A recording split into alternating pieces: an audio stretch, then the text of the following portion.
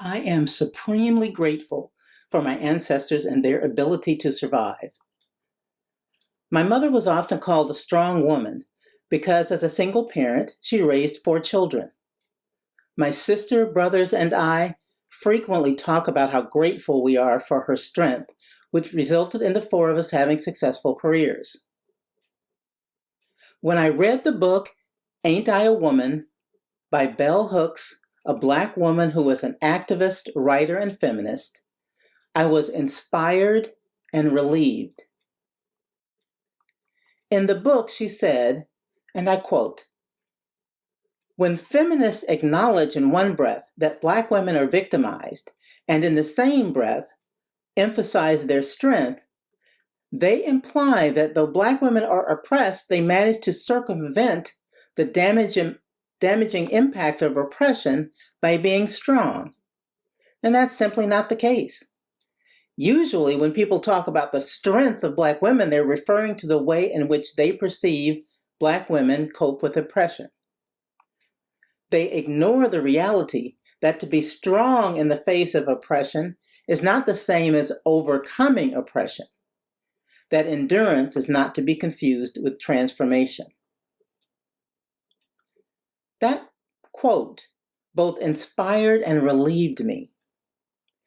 It supported my continued efforts to guide students to examine business law and any other information they acquired with the critical eyes of analysis and the impact on what they learned on the human condition. But her words provided relief because they affirmed that there was a reason for the fatigue that enveloped me from time to time. When I believed I was weak because I was physically and mentally exhausted while fulfilling the demands of the profession and the responsibility of single parenthood, her words reminded me I actually wasn't without strength.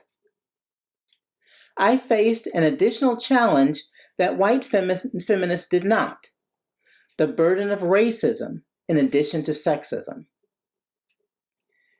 In her book, she acknowledged what I'd implicitly recognized, that I was enduring through the system and that endurance came at a physical and mental cost.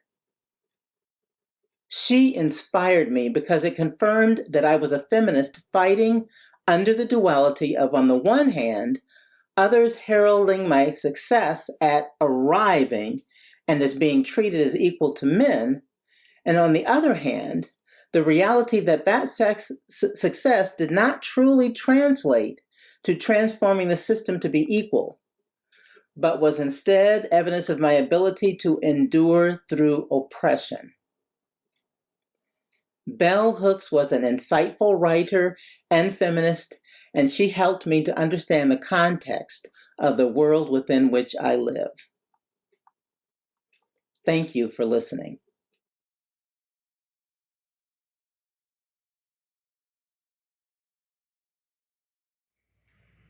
I dare not cease to hope and aspire and believe in human love and justice. Could you say those words with me, please? I dare not cease to hope and inspire and believe in human love and justice. These words were spoken by one of the most influential Black women in American history. She was one of America's most sought-after speakers on justice and equity for Black people and for extending to all women full citizenship and the right to vote. She was an unceasing advocate for equal access to education for Black people. She was a noted reporter, one of the first Black women working at white-run newspapers, including the Chicago Record-Herald and the New York Age. She was an undisputed leader of the first wave of feminism in America in the late 1880s. The Washington Post proclaimed her one of the best-known Black women on the continent. Her name was Fannie Barrier Williams. And that would be, yes, thanks, Fannie Barrier Williams. As outlined on the website Black Women's Suffrage, in 1887, she helped found the National League of Colored Women, an early precursor of the NAACP. In 1891, she helped found an interracial hospital that allowed for the training and employment of Black doctors and nurses. In 1893, she spoke to the World Parliament of Religion and challenged white Christian denominations to end their sin of white supremacy. In 1895, in a blaze of controversy, she was the first Black woman nominated and accepted into the prestigious all-white Chicago Women's Club. In 1907, she was the sole Black person invited to offer a eulogy at the funeral of her friend, the legendary suffragist Susan B. Anthony. In 1909, she co-founded the NAACP. In 1924, she became the first Black woman to sit on the Chicago Library Board.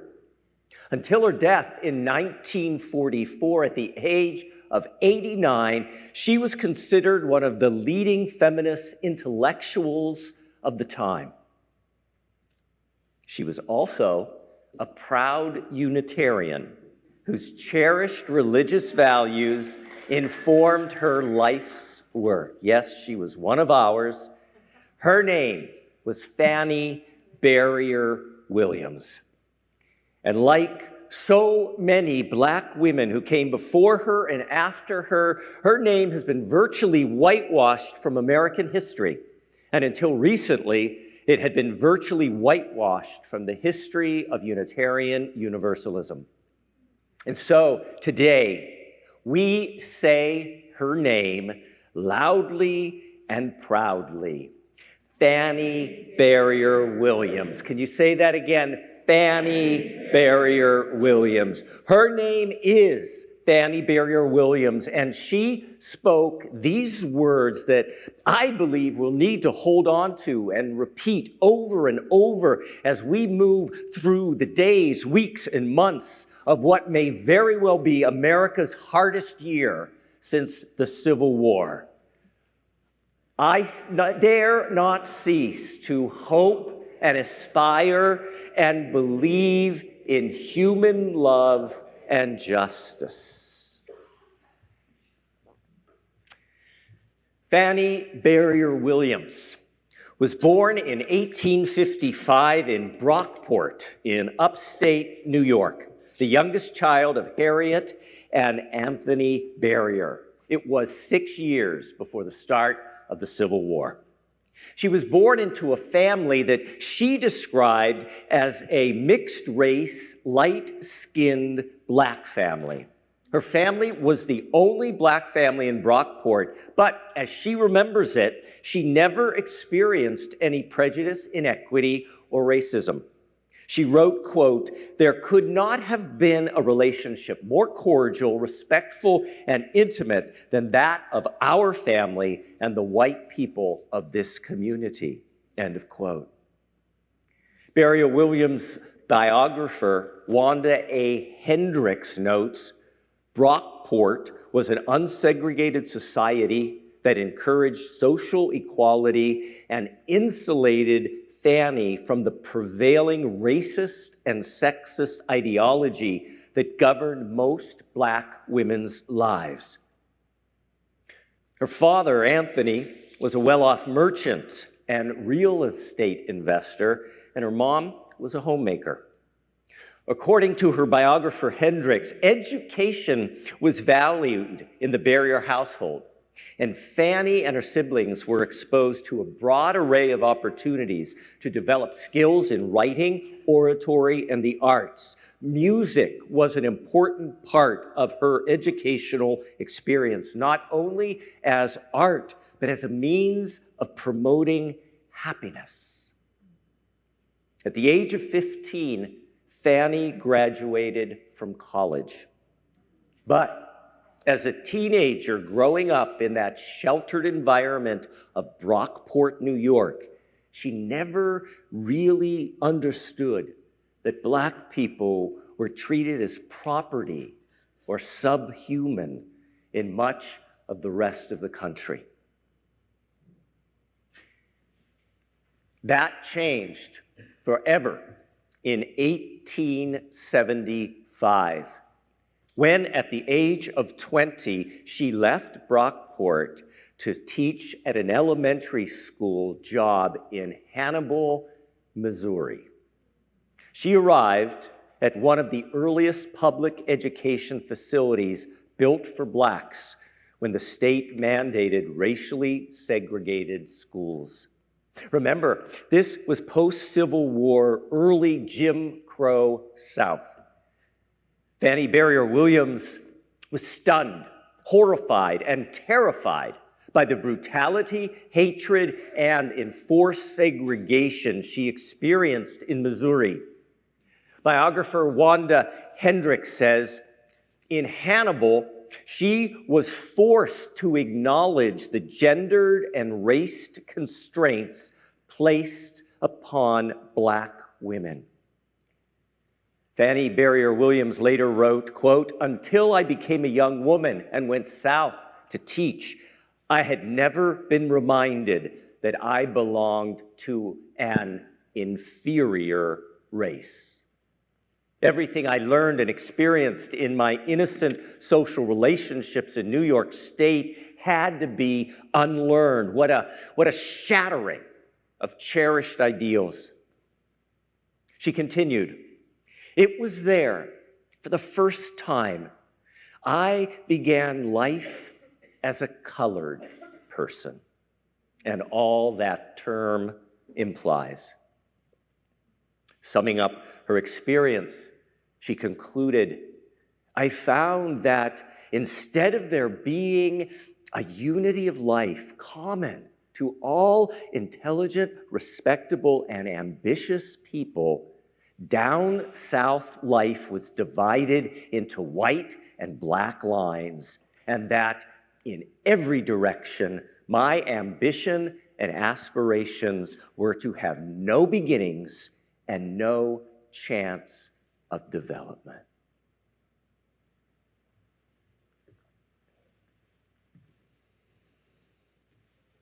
Barrier Williams stomached this for 2 years. And then she fled back to the north and for 7 years taught school in Washington, D.C., where she immersed herself and flourished in D.C.'s wealthy, educated, cultured Black elite. But racism reared its head when, in 1884, Barrier Williams moved to Boston to begin studying music and art at the New England Conservatory of Music. Many white students and their wealthy parents objected to an integrated classroom. And as biographer Hendricks notes, she was asked to leave the conservatory. Barrier Williams later remembered, quote, even here, in the very cradle of liberty, I was told that it would imperil the interests of the school if I remained. And again, I had to submit to the tyranny of the Black complexion. It was there, at that moment in Boston, that Barrier Williams became determined to create the opportunity for Black women to flourish intellectually and culturally, to allow Black women's ambition and aspiration to unfold to the fullest extent of their human potential. Fannie returned to Washington, D.C., studying, writing, and teaching, and soon met her future husband, Samuel Lang Williams, through the Black aristocratic circles they both inhabited. They were married in 1887 and relocated to one of the fastest growing regions in the country, Chicago. There, Fannie and Samuel joined the intentionally multiracial All Souls Unitarian Church, one of the most successful religious institutions in the city.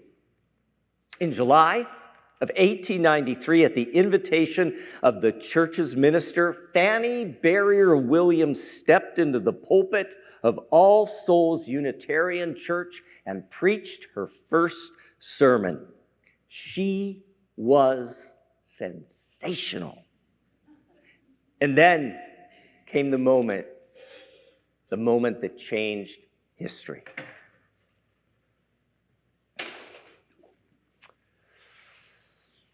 That same year, 1893, Barrier Williams was one of 3 Black speakers invited to address the week-long International Congress of the World's Women, part of the World's Fair. Women from not just all over the country, but all over the world gathered in Chicago. Barrier Williams took to the stage and declared, quote, "Less is known of Black women than any other class of Americans." Then, according to historian Brittany C. Cooper, Barrier Williams issued America's first call for the systemic study of Black women. Barrier Williams said, quote, "No special literature reciting the incidents, the events, and all things interesting and instructive about Black women are to be found." End of quote. Black women are invisible as human beings. Barrier Williams declared it was time to make visible the experience, emotion, thought, and voice of Black women and bring them into the center of American social and political discourse. Author Brittany Cooper writes, Barrier Williams told those gathered, quote, "Black women were ambitious to be contributors to all great moral and intellectual forces that make for the greater good of our common country."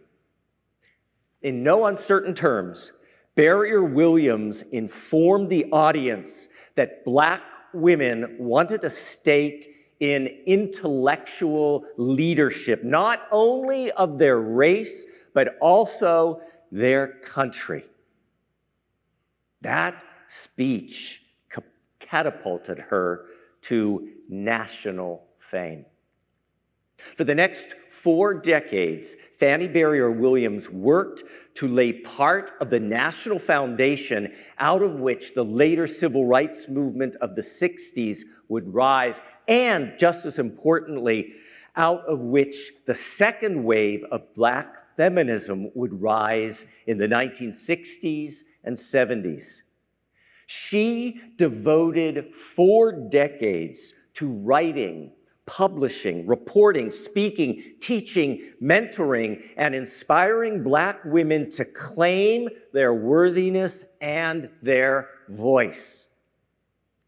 The greatest and most lasting contribution Fannie Barrier Williams made was through her co-founding the National Association of Colored Women in 1896. As Brittany Cooper notes, it was a network of over 400 national clubs which acted as a training ground for the first generation of Black women public intellectuals. Barrier Williams said, quote, "The first thing to be noted is that these club women are students of their own social condition. The clubs themselves are schools in which are taught and learned the lessons of life and living. In all of them, race problems and sociological questions directly related to the condition of the Black race in America are the principal subjects for study and discussion. But then, she believed, this knowledge needed to be shared widely. Author Cooper notes, the club women actively embraced their role as creators of public knowledge about African Americans in general and African American women in particular. Fannie Berrier Williams argued that these women were needed to change the idea of things implanted in the minds of the white race and hardened into national habits. These women were needed as an educator of public opinion, a refutation of the insinuations and skepticism as to the womanly worth and promise of a whole race of women. Unitarian Fannie Berrier Williams and those early Black feminists who followed paved the way for the powerful public Black women who have shaped and are shaping today's American society and the ongoing struggle for liberation. Black women such as Zora Neale Hurston, Audre Lorde, Bell Hooks, Alice Walker, Toni Morrison, Maya Angelou, Angela Davis, Shirley Chisholm, Barbara Jordan, Roxane Gay, Patrice Kahn-Cullors, Alicia Garza, Opal Tometi, Tarana Burke, Maxine Waters, Ketanji Brown Jackson, Marley Dias, Stacey Abrams, Yara Shahidi, Imani Perry, Amanda Gorman, and so many others, all the heirs of the Fannie Berrier Williams legacy. They are all part of Fannie Berrier Williams's vision of the women who would come after her. Black women she knew would come of age and rise into their power. Perhaps that vision is what allowed her to declare, as we too must declare, I dare not cease to hope and inspire and believe in human love and justice. Que así sea, bendito sea. May it be so, blessed be. Amen.